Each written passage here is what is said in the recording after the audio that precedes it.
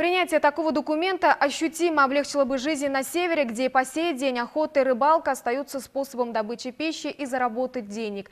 Тысячи шкур ценного меха, тонны мяса зверя и рыбы планируют заготовить промысловики Якутии. С первым снегом у охотников началась ответственная пора. Что им может помешать и почему поездки к угодьям стали опасны? Ответы в специальном репортаже Дмитрия Макарова.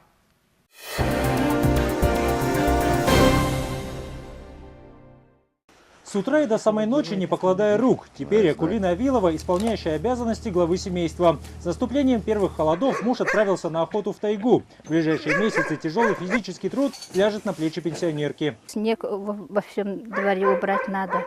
Вот которые щенки, собак тоже кормить надо их. Каждый день кормить надо. Печку топить надо, воду таскать надо. Все сами делаем. Всю зиму домохозяйка проведет с дочерьми и внучками. Чтобы облегчить женскую долю, составлен график дежурств. Кому готовить, а кому мыть полы. Благодаря этому у Акулины хватает времени на председательство в женском клубе. Здесь шьют, поют, делятся новостями и обсуждают сельские проблемы. У нас у молодежи работы нету. Для полы мыть даже работы нету. Такие проблемы в селе Хатыстыр начались после перехода экономики страны на рыночные отношения. С того времени градообразующий совхоз Алданский с каждым годом снижает основные показатели. А это заготовка пушнины, древесины и главный вид деятельности – оленеводства. Мясо оленины мы сейчас давно уже не пробовали. Да. Вот живем. Забивали. Вот если приеду 20 тайги, привезу. Да, вот такие вот дела, да, вот смешно, да, вот подумать, да, вот смешно. Вот живем вот здесь, и вот оленину мы не едим. Охотник со стажем Сергей Исаков вместо ловли соболя разрабатывает огород прямо среди тайги.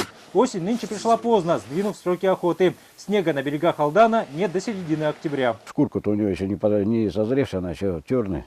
Ну, волосы, короче, маленькие еще. Ну, по шерстка нету. Попозже немножко. Снег уже будет, наверное. Как бы осень будет.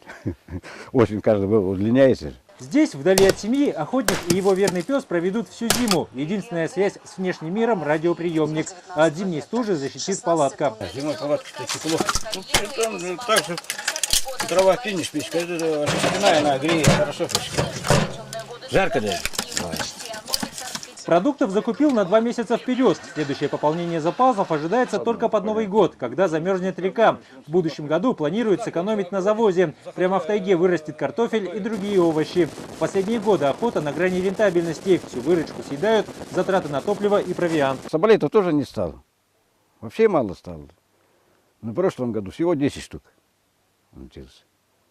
Она у себя не оправдывает. И соболь-то дешевый на сдачу идет у нас.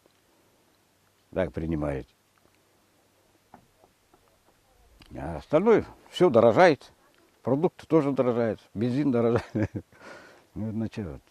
Одной из причин сокращения объемов добычи охотники называют лесные пожары и стремительное промышленное освоение Южной Якутии. Звери и оленьи стада покидают свои ореолы обитания. Там, где еще вчера было богатое угодье, сегодня линия электропередачи и просеки. Если сейчас от Ленска до Нерюнгри идут пожоги, вот это просек, ну, зверь-то, конечно, будет вот от этой полосы разграничиваться. Старожилы села обвиняют во всем несовершенство законов, благодаря которым в их собственность должны были отойти оленьи пастбища и охотничьи угодья. Этот вопрос объединившиеся оленеводы республики уже не первый год поднимают на всех уровнях, но безрезультатно. Убытки несем мы от воздействия промышленности. Вот нефтепровод проходит, железная дорога прошла, газопровод сейчас тянут. Ну, это же везде земли уходят, отходят от нас, другие категории. Но мы же что-то возмещение какие-то должны были получать. Гор, гор, гаси, гор, гаси, гор, гор. Гор, гор, гаси, гор, гаси, гор, гор. Этот авенкийский хоровод танцует, когда нужно попросить помощи у духов природы. В этот раз все жители в ожидании снега. Только тогда можно будет по следам найти стада кочующих оленей и поставить капканы на зверя. Специально вот этот из замши делается, чтобы охотник, когда на охоту идет, чтобы не скрипел снег, чтобы не слышно. И они легкие. Лариса Гермогенова вместе со своими коллегами шьют спецодежду для охотников. Технология отрабатывалась веками, и сегодня продукция цеха незаменима. В ней охотник бесшумен, подвижен и защищен от морозов. С выделкой, так, с сушкой. Это будет, ну, примерно недели 2. Чтобы полностью из сырой шкуры сделать вот шубу. Недели 2. А сколько у вас человек работает здесь? Ну, раньше при Советском Союзе у нас была большая пошивочная мастерская. У нас работало женщин 20. Ну, сейчас нас осталось 5. Пошивочная мастерская и поселковая пилорама остались единственными предприятиями в Хатыстыре. Заработанная небольшая прибыль идет на поддержку оленеводов и охотников. Сейчас, перед осенней распутицей, им нужно завести все необходимое до открытия автозимников. Зачастую путь проходит по опасным местам, через болота, речные отмели и пороги. Фарватер узкий, очень узкий. Есть места, где надо вилять.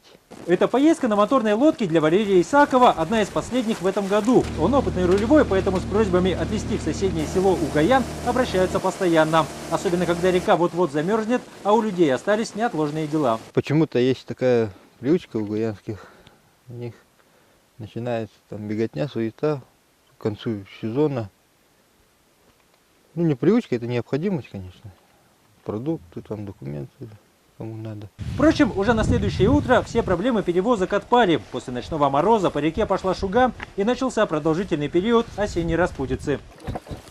Лодочные моторы и лодки теперь можно убрать до весны. Скоро им на смену придут снегоходы. Период бездорожья длится около месяца, и все это время охотникам предстоит надеяться только на себя, стараясь добыть как можно больше зверя, погоде вопреки. Дмитрий Макаров, Владимир Жмаков, Вести, Алданский район.